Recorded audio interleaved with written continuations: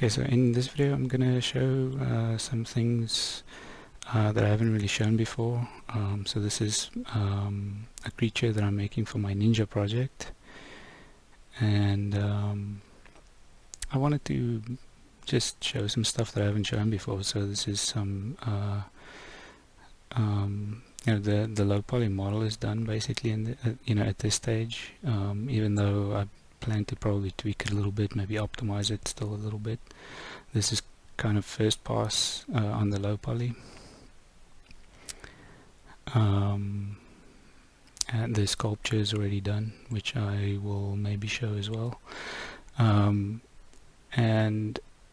really what I wanted to show was kind of the rigging side, the skinning side, and the rigging side of things, because there's there's no point in me showing how to model these things, but I wanted to show a little bit of how I go about skinning and rigging things, because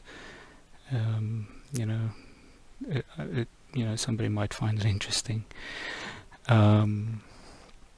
So what I'm busy doing is, I'll say that I'm actually, this is the first time that this is not going to be a real-time video. All my previous videos have been all real-time, on the fly. This is actually a playback of a video that I took earlier, and I'm gonna just talk over it and fast forward and so on. So I actually recorded myself doing the whole thing, but I'm not gonna show the whole thing, in in real time. It would be very long. So what I'm doing right now is I'm modeling a low poly sort of cage that I ultimately will use for skinning purposes. So in 3D Studio you have this modifier called skin wrap, and this is what I'm doing this for. So the reason why I like doing this, and it's actually something I only really started with the boss monster, is because things, game characters and things tend to be higher poly these days, and I am not a big fan of skinning something that is higher poly. Like I don't enjoy painting skin weights and stuff like that. So I built this extremely low poly cage that I skin instead. So I have very few verts that I need to skin. I can actually do it per vertex, control it very specifically, and then ultimately bake that over to the well, technically the low poly in-game model, but the more higher poly model that is the in-game model. So you can see currently I started at extremely low poly, and I actually gonna fast forward a little bit. Like right here somewhere I decide to go 6-sided instead, so I just converted over to 6-sided. Just makes a little bit more sense. So this process, it might seem like I'm going kind of slow. Also thinking a lot about what I'm doing next while I'm doing this. So because it's not just paint by numbers, it's like I'm trying to consider certain things about how the things flow, how I'm gonna actually skin it, what would I actually need, how much detail would I need to actually get a decent skin out of it, what is going to be too much detail, or might end up being more work skinning it, and so on. So I might sometimes kind of pause and look at things and consider things and whatever. But so this is kind of the idea, and I'm going to speed it up. So I get to the hand, I basically make a copy of the actual hand. So detach it there as a clone, and the reason for that is because the hand needs to be skinned pretty much 1-to-1. There's very little room for error on the hand. The fingers need to be pretty exact, and so that's a 1-to-1 overlap.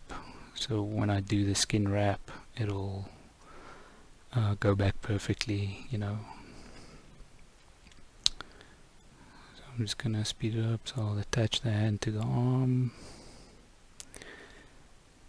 and add some extra for the bend in the arm, and go on to the shoulder. So the shoulder area, so this is ultimately the reason why I decided to go 6-sided. It goes, transitions much easier into the shoulder area. So like a little thing like that, and I try and I incorporate that a little bit in a little bit more detail in this low poly mesh, but some of the stuff later on will actually be much more broader strokes. So you see there the chest coverage is pretty simple. So ultimately what the skin wrap will do is these edges in between will get blended, based on the weight that is coming across the face of the low poly mesh. So this vertex will be weighted and the top vertex will be weighted, and there will be a blend in between the two, and then these vertices in between there on the chest will actually get that weight. That's why this is actually a pretty cool way of getting fairly nice kind of soft stretchy skinning, which I tend to like for these things.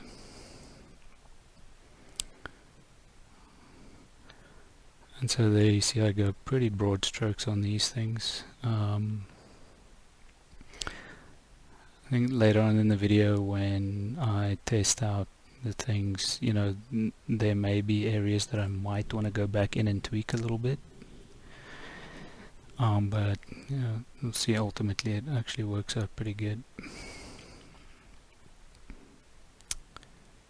More so around the face or the mouth, do fairly broad strokes, but take into account the sort of the ring around the mouth, the lips, so that can be fairly rigid because it's the jaw and the skull, even though we're kind of soft around the edges.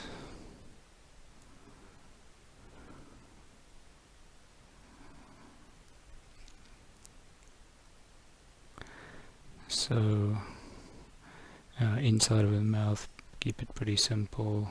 Try and get some vertices on the teeth, so they can be kept. So essentially, if you think about like this area will be rigid, and sometimes the mesh can be much simpler than you think, and sometimes it needs to be a little bit more detailed. But I'll try and grab the things that I feel like is sort of important, try and get some vertices on it, and then like you see there, just kind of fill in the gaps pretty quickly.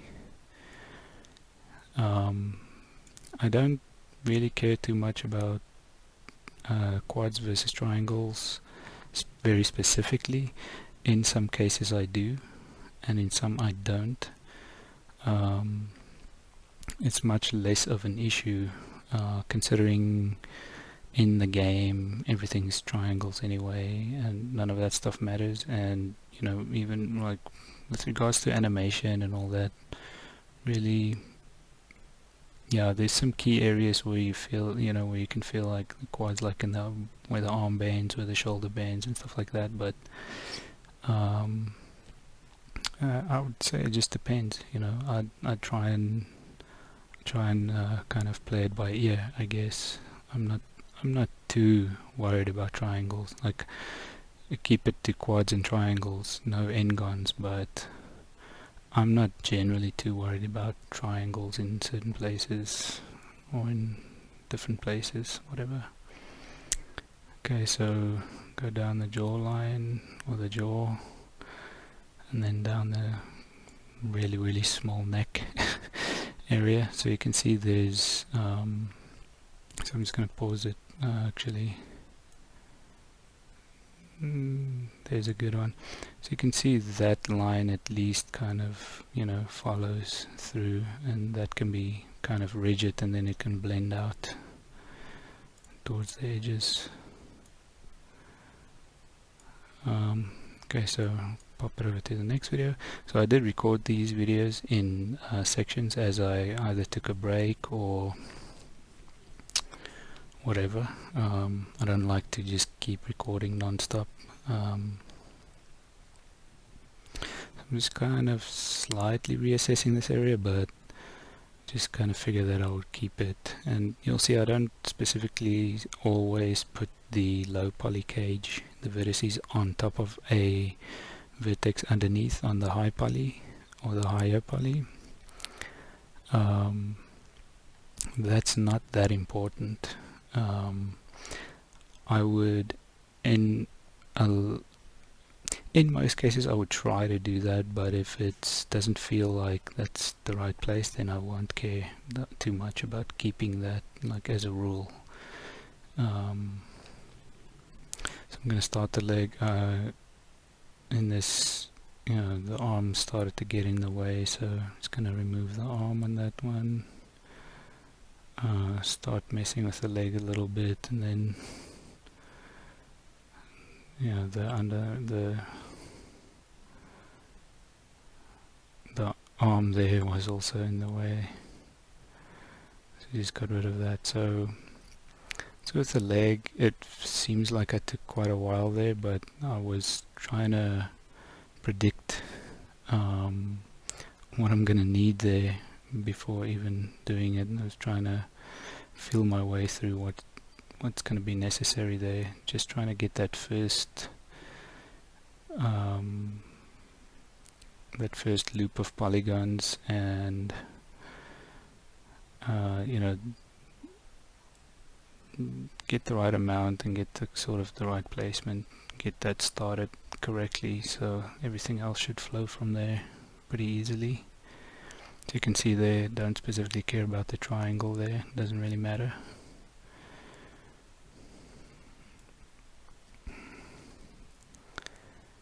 I'll make pretty big jump there from the sort of the knee area down to the bend, and then just you know, throw in another loop. So you can see the low poly cage is extremely low poly compared to the other mesh, and you can think that would skin much quicker than trying to, and you'll see when I show the skinning the skinning in action, I guess, how soft it is, and you know how well it deforms. And it, you know, by painting the weights, you know, you can actually spend a lot of time trying to paint them to just be perfect, whereas with this it just ends up being perfect, because, you know, the low poly, you can't help but get the low poly right, because you have so few vids that you have to deal with. So in this case I also grabbed the foot as a, not the whole foot, but basically the toes and stuff, as a direct copy. It just made sense, it would be easy to skin, and I wanted a little bit more precision there. Connect that up to the leg, fix up some holes, and yeah, I've got a big part of it done. The leg is basically done, the arm is done, and the front half of the body. Okay, over to the next video. So of course I just have to connect everything up and get to the tail.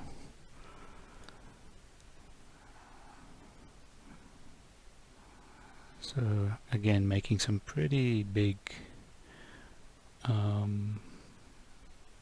geometry there compared to the underlying geometry, and we'll see later why, like how that works, like how well that actually works, how well it blends and things. So with things like these ridges or like sticking out bits, whatever you call them, I try to keep it simple in this case, because of the tail has some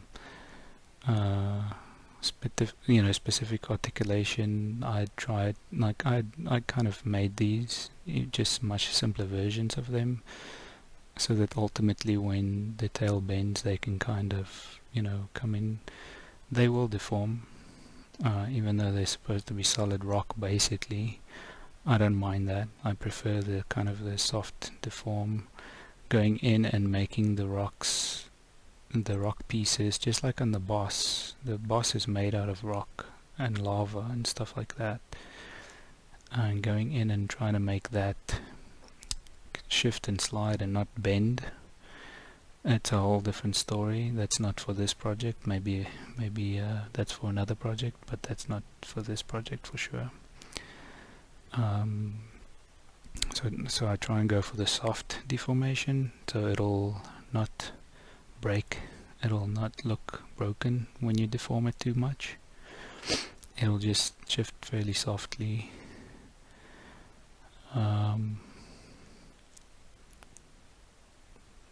it's doing this is almost like it's almost like building a puzzle in a way, but like trying to think of how it would deform on the low poly, and then how it would push the underlying geometry.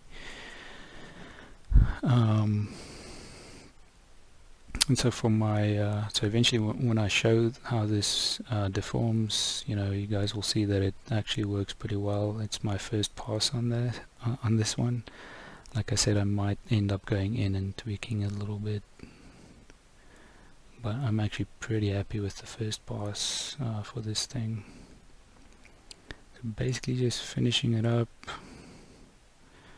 you can see like extremely low poly, and in fact in reality it can probably in some places be even lower poly. But yeah, I mean, just like doing any model, you can end up doing it. If you do it at 10 different times, you'll probably end up with 10 different slightly different results as far as topology and like certain choices that you make. So you can see in some cases I did some pretty broad strokes on that, and in some cases I went into a little bit more detail where it felt right. Like this is the area that I started in. If I did this last, I probably would have gone a little bit broader strokes on this area as well. Also there's a final hole there that I needed to fix. So that's the low poly cage. And move over to the next video. So in this video I started to add some bones in.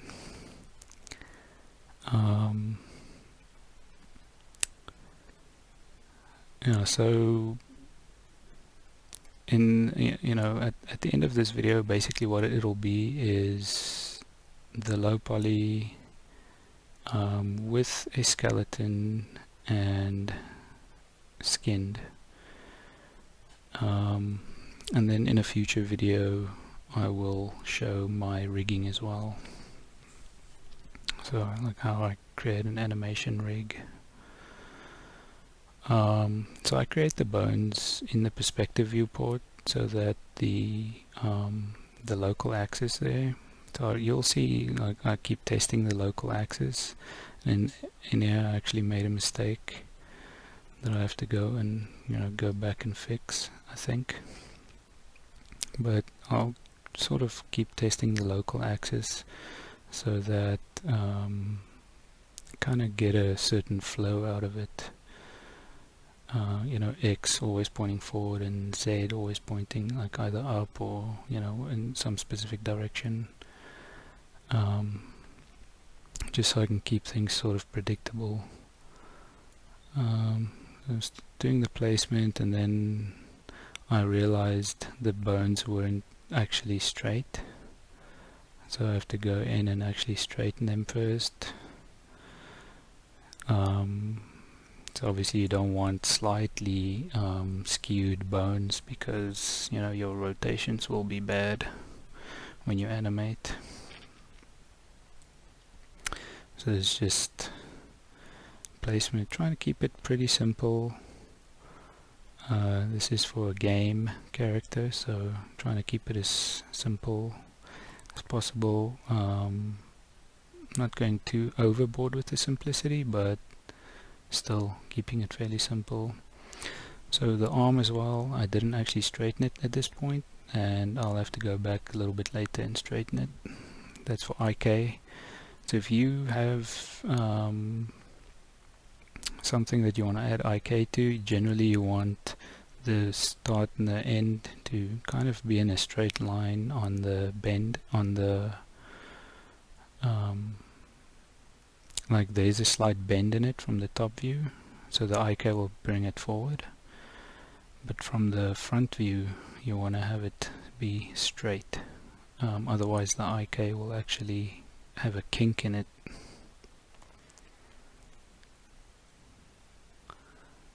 So get the fingers going.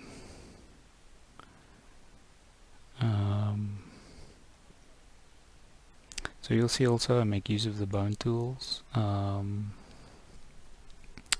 That's so, you know, bones will come out properly. Like, don't use scaling on bones, just use the bone tools. And there's a little thing there called create end, so you can just grab the bone, create end, and then drag the end around, and it'll stretch the bone. So I use that a lot, like create end and then drag that around to place it. It's also a quick way to get, like, if you drag it around, the end would actually not be correctly rotated, so you can see there already it's not. So you can just delete that one, select the bone, create end, and it'll be perfectly aligned to the parent. So I'll probably go in at some point and do that. So I think there I realized, not yet. So at some point, okay, so there I've realized that I need to straighten the arm, so I just copy the Z value and put it in on the other bones, so that from the front view there's a straight line, so otherwise the IK might kink slightly up or down. It just becomes unpredictable, and you know, anything with a rig that's unpredictable is a bad thing. You want total predictability, you know, when you get to doing IK and stuff like that. Get the fingers, so there, this is, so I'm just going to show that. So select the bone, create end, select the bone, create end, so it creates a perfectly aligned end. So I just did that, so later on I'll be doing the fingers.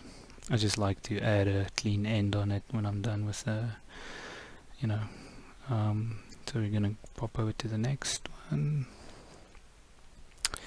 So now I'm going to do the leg, and I think I read it also once or twice because you know, making some mistakes, and again I forgot to straighten them, right?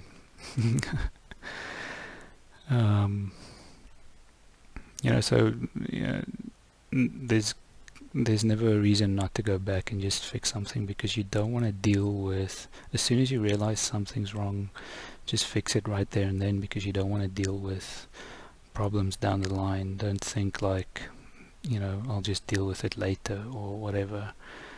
You're gonna wish you didn't do that. It just becomes more complicated the more stuff you stack on top of each other. So now as you start building the actual animation rig, if there's a problem with the bones, there's always going to be a problem. You're not going to, you can maybe sometimes work your way around it. It's always going to be a pain. So there I realized that my bone rotations wasn't the way I wanted it, so I just went in. So this is the cool thing about having the edit bones on.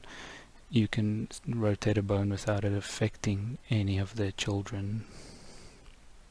So it's just off by 90 degrees. I wanted the Z to go outwards. So it's the tail. Get the tail placed.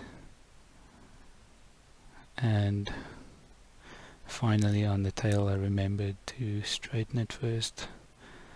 So get the fingers in. So you see I just add end, drag it around, and then finally kill the end, because in the game that'll be an extra bone, but it'll never be used.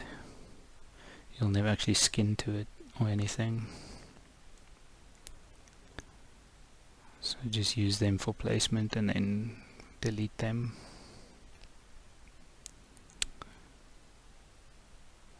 And so I kind of started the foot one way and I changed my mind and I did it another way. So get the toes in there and basically kill that, add a new end, and then connect them up. And in reality, so I'm just dragging it backwards, in reality you can kind of don't really need these in-between links because they're not actually going to be skinned, and so ultimately I might actually go in and get rid of them. It's just kind of a habit that I have to actually link up bones, but you can link them and then you have less bones.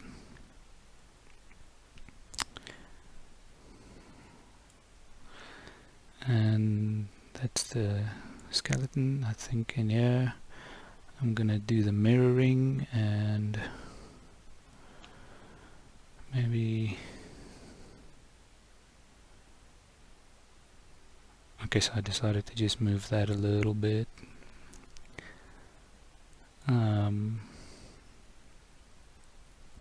So the mirroring, I'll show when I do that. Okay, so grab all the bones. So it's going to mirror on the bone that's the furthest out, the parent. So it mirrors from the root of the parent. So that's why it'll keep it centered there correctly, and that's it. You just pick the, so I'm doing it on Y because I do my characters facing forward on positive X, whereas Max tend to, Max's forward facing axis is actually positive Y, but in Unreal generally it's positive X, and so stuff like the mirror tool will be by default try to mirror around X and not Y, or mirror on X, and so you just have to make sure set the thing correctly, obviously. And so for the arm, I actually forgot to add the twist bone, which I would realize just now, and basically I have to get rid of the mirror and redo it. So there, the reason why I'm grabbing all the bones like that is I'm just checking the local axis, make sure that it is still correct on the mirrored bones, the way I want it to be. So now I'm adding the twist bone. Basically just make a clone of the existing forearm bone, and I would usually so you see the edit bone isn't on, so I couldn't drag it, so I would just make a clone, make it shorter, and then I'll go in and add the fins on it. Just gonna speed it up a bit. So adding the fins so it's easy to recognize it, and then basically snap it back into place and link it to the forearm. So with this setup, if you make your twist bones like one after another as the forearm, then you have you know, possible problems inside the game engine, inside Unreal. So if you make your twist bone as part of the forearm, so the forearm still controls everything. The twist bone is merely animated, secondary. So IK will still go between the upper and the forearm, not a string of other bones. So essentially the twist bone is just a little like add-on thing instead of being part of the main structure.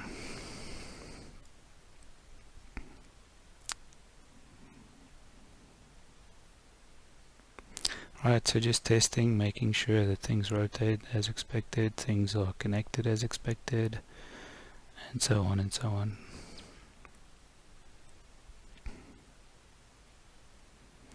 So there I was trying to test out IK and none of it worked, so I actually ultimately had to restart Max. And there was something weird going on.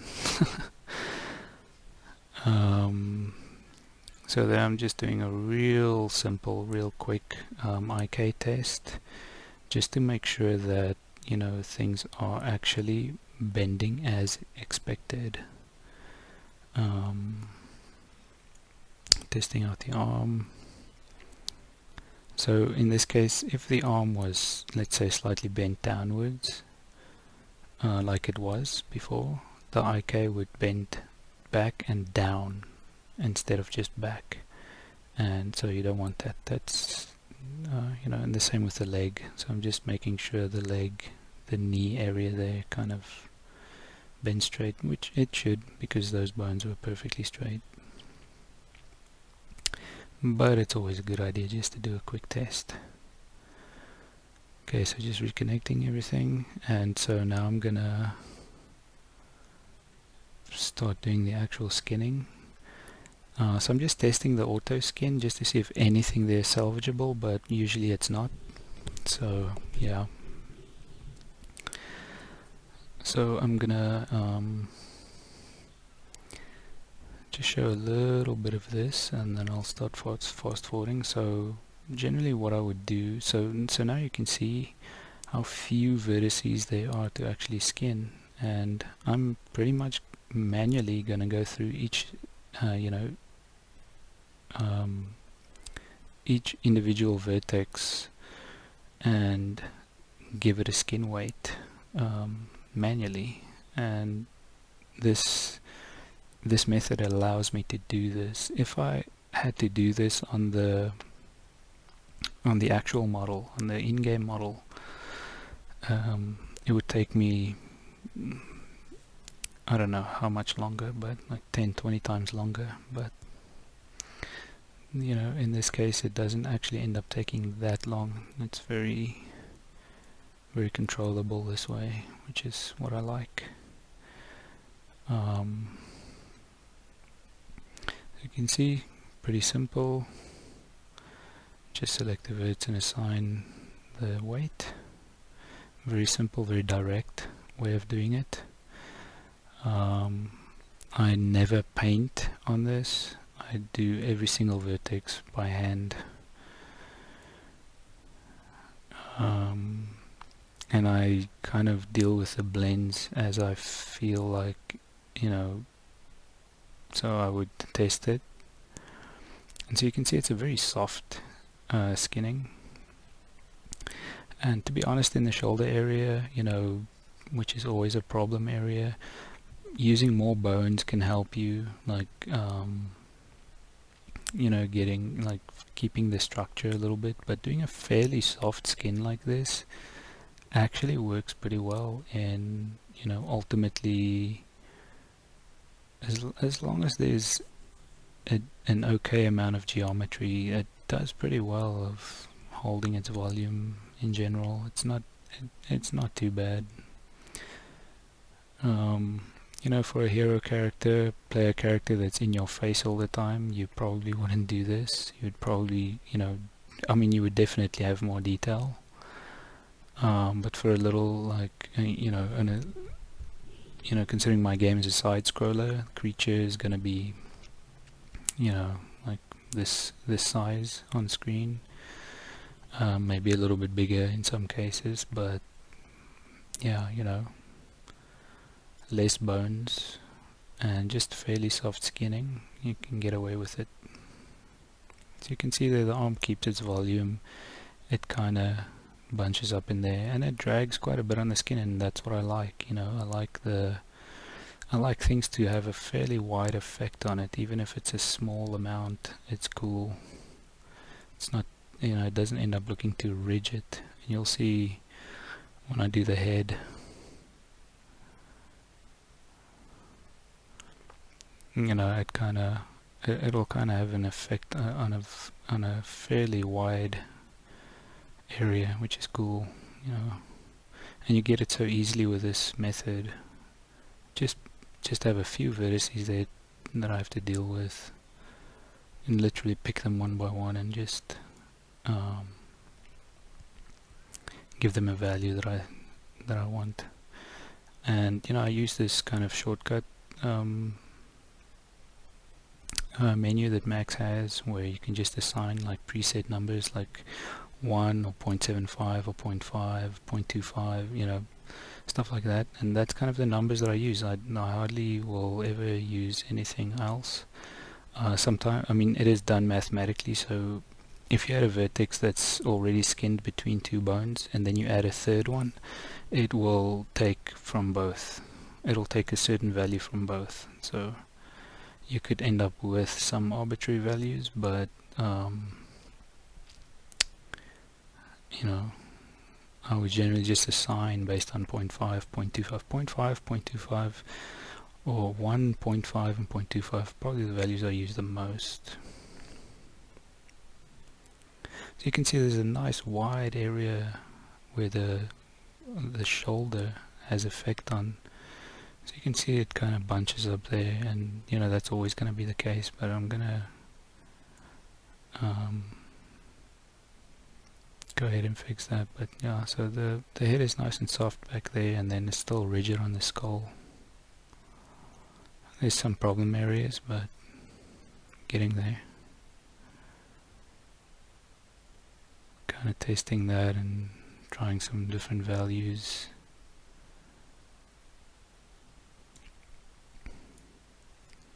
So it can seem like it could get complicated in some places, and maybe it can, but then usually I would just go in and say like, okay, so what bone would have the most effect on that thing, and then assign one, and then go out and radiate out and say, okay, now this bone would have a certain amount on it, put that maybe to 0.5 or 0.25, and then the next bone, like if a vertex has to be affected by 3 bones, or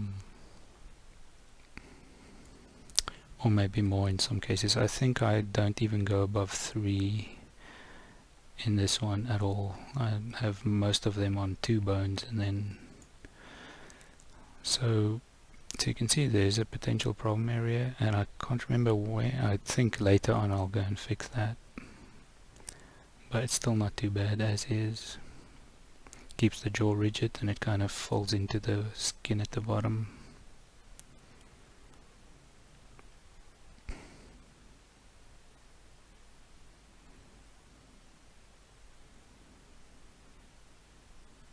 So there's obviously a problem area, and but you can see at the bottom when I rotate it.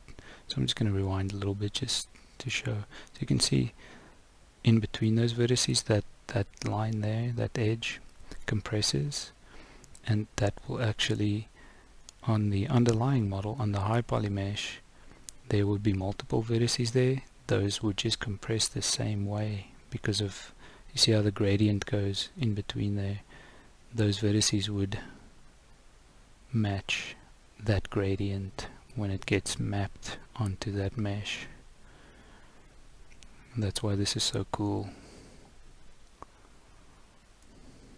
or a really cool way of getting nice smooth soft skinning with hardly any with hardly any work behind getting that. Okay, so I think I'm moving over to the body now properly. It's always the harder part to get, so that's why I do such broad strokes on the body, because it's just easier to set it up. You know, you kind of get some verts on, you know, get these middle verts on the you know, on that spine and that spine, and you know, you've got like a really nice blend on that automatically after that. So on the tail I spent quite a bit trying to just get the right verts there, because it goes underneath, and it's kind of a it's kind of a little bit of a difficult area to just get the right verts in there, but not too bad. And then move it down the line, get the next bone. So you can see the way I do it is I would add everything to the top bone, right? So everything is actually added to the first tailbone, and then the next one I'll select everything again, and then I'll add 0.5, because that's going to be the blend between the two tailbones. Then I'll shrink the selection and I'll do 1, and then automatically it creates that blend there. And see there, I do it again. So select all of them, apply 0.5, shrink it, apply 1, and automatically there's the blend. So testing it, not too bad. Could be better, but yeah, pretty good. And so you can imagine trying to get that clean blend on a higher poly mesh, much harder. You know, you need more iterations of weights between, like, you know, consider this tail has many more verts. You need more iterations of weights blending, but with this one I just did 2 blends, a 1 and a 0.5, and that's it. And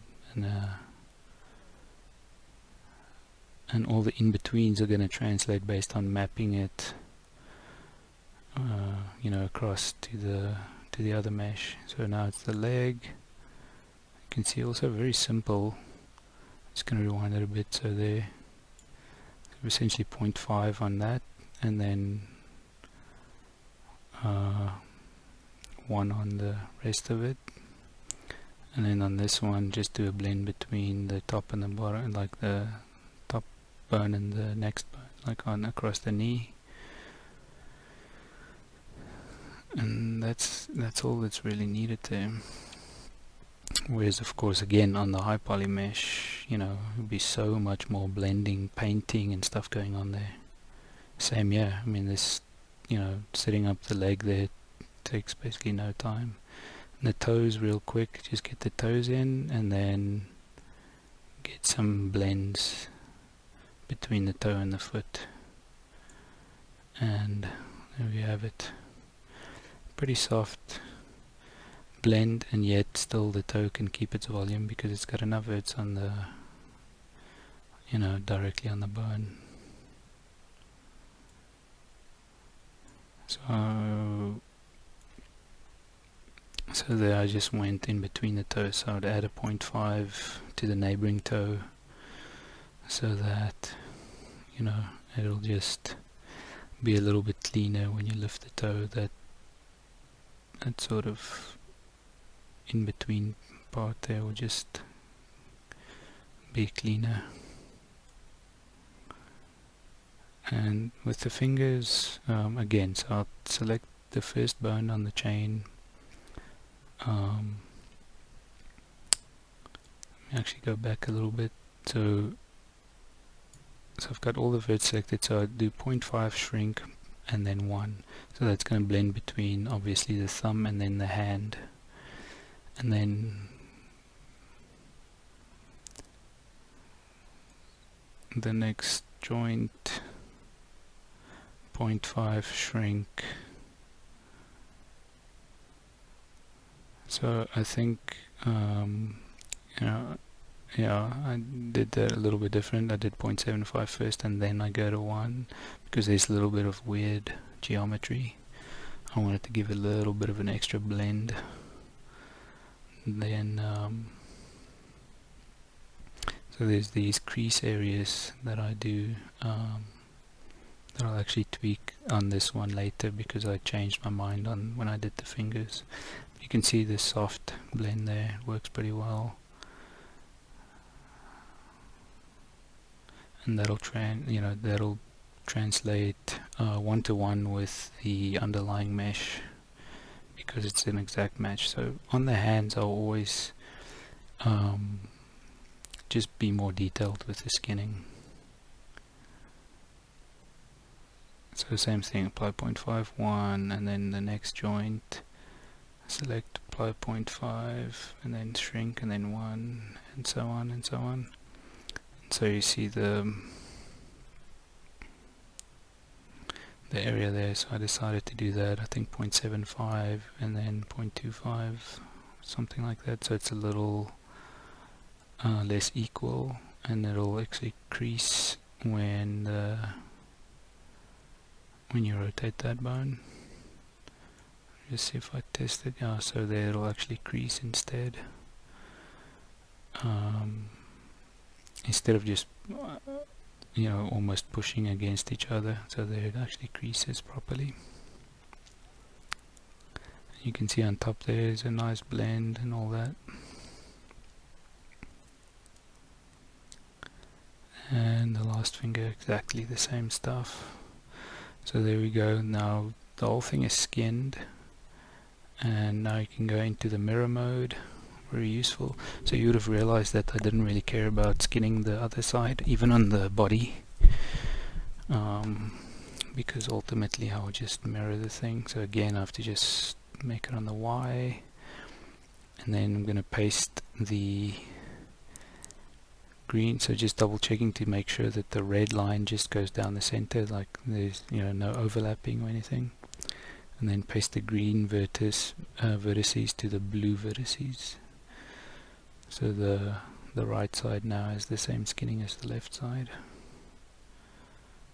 Gonna go through real quick and make sure that most of the stuff is actually getting the correct skinning. So now I've got that, so I'll let this play a little bit. So this is where I test a bunch of things. As you can see, the leg, fairly nice, fairly clean, fairly soft blend on that, because there's such big polygons there. It's hard not to get it to be a fairly soft blend. So even going outwards is pretty good. And that will translate nicely to the underlying mesh as well. So it's kind of the knee bending, and this one might be a little bit like it deforms maybe a little bit. Wait, I think actually I did go in and change it. So yeah, so I'm just giving it a little bit more blend on the top and the bottom, just so it doesn't collapse so easily. So I'm just gonna rewind it again. So now you can see it it's just a little bit softer. There's a little bit more pull on it and a little bit more push on it. It's not the ultimate best way of skinning this area, but it'll be good. And kind of the ankle works pretty good. I mean, it'll collapse if the foot goes too far. It'll collapse in on itself a little bit, but it'll be good for like 95% of the animations. Probably 100%, I don't know. It's very rare that the thing will go so far that it'll collapse in on itself. So I'm going to refine the head area a little bit.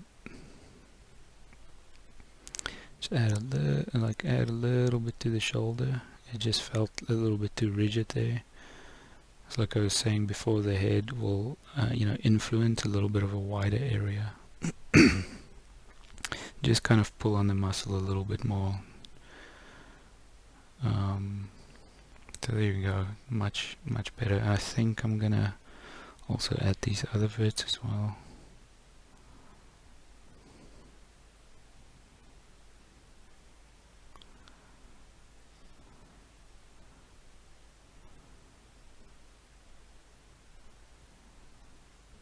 So I'll refine the bottom of the jaw there a little bit. Add a little bit of extra blend between the chest and the jaw. So I think I'm going to do a little more. So there we go.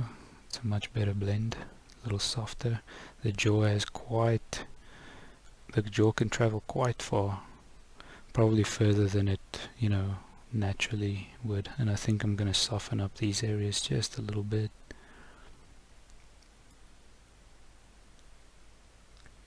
It feels just a tiny bit too rigid. And there we go. Much nicer overall on the jaw. And just again testing. You never test enough, It kind of pinches there a little bit.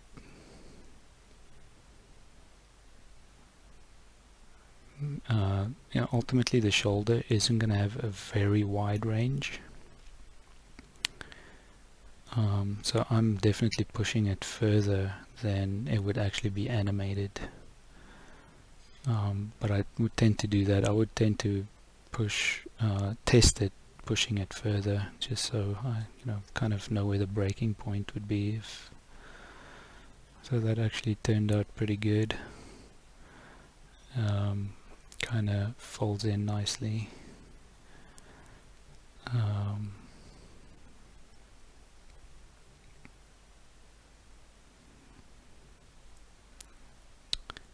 So testing the tail again, and I can't remember if I made some changes on that, but tail works pretty good.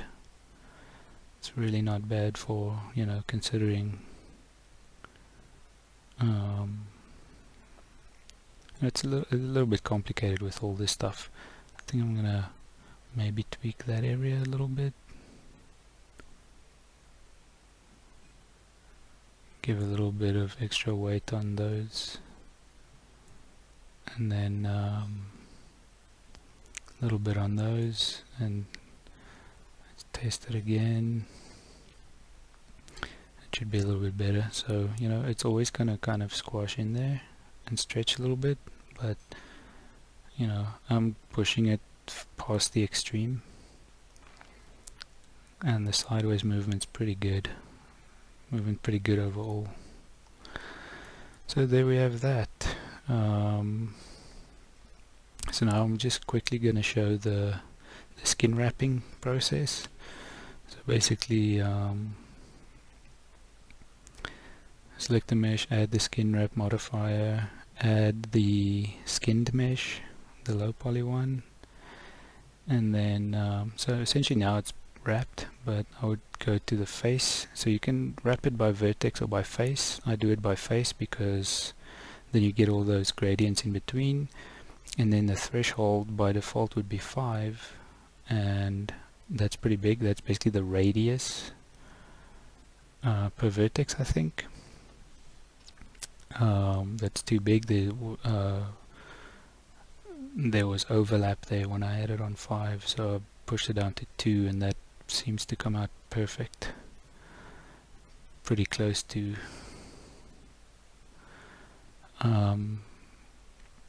and again, just gonna test it and show what that does. So also I'm just gonna rewind real quick, and then I'll bring it back. So you see there it's been collapsed, so you can, so I'm just show when I do it. So right at the bottom there's a button where you convert it to an actual skin.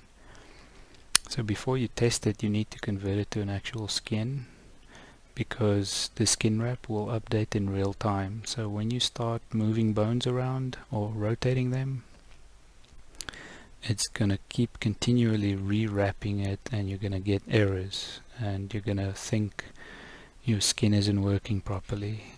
So convert it to skin first and then test it. So you can see the underlying mesh is perfectly following the low poly skin mesh, and so I'm just showing that that's the case, and then I'll get rid of the low poly mesh, and then you can see the deformation on the high poly mesh. Very clean, very smooth, no painting needed. So you can see there on the stomach, there's very nice clean deformation on the back, on the sides. You can see even it squashes in there, it's nice.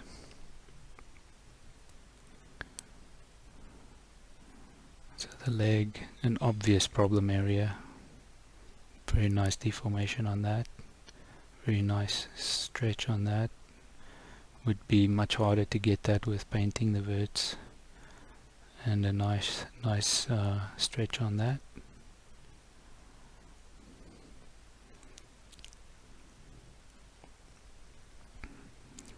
Onto the arm, so the shoulder area,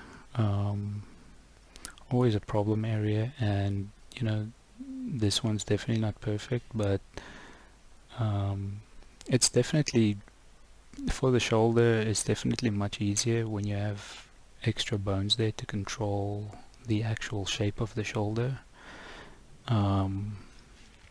But again, you know, because this is just a sort of a small-ish game character,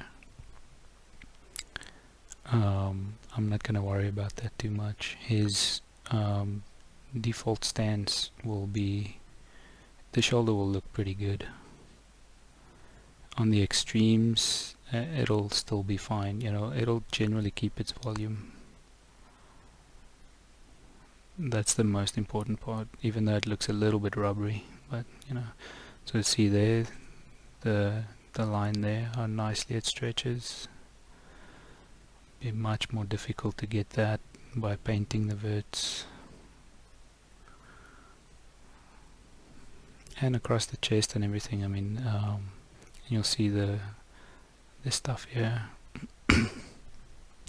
Very clean stretch on it, squash and stretch. Extremely difficult to get that just by painting the verts. And yeah, so I think that's gonna be that. I'm just gonna pause it there. So in my next video, I'll show more of like how I do the actual animation rig, and yeah, I'll see how far I'll take this, how much I'll show. I'll show the sculpt. I'm not going to show how I sculpted it, I didn't record that, but I'll show the sculpt, and I haven't even rendered out normal maps or any of that stuff, but I'll show more stuff in the future. So yeah, I hope you guys found something useful in this video, and yeah, thanks for watching.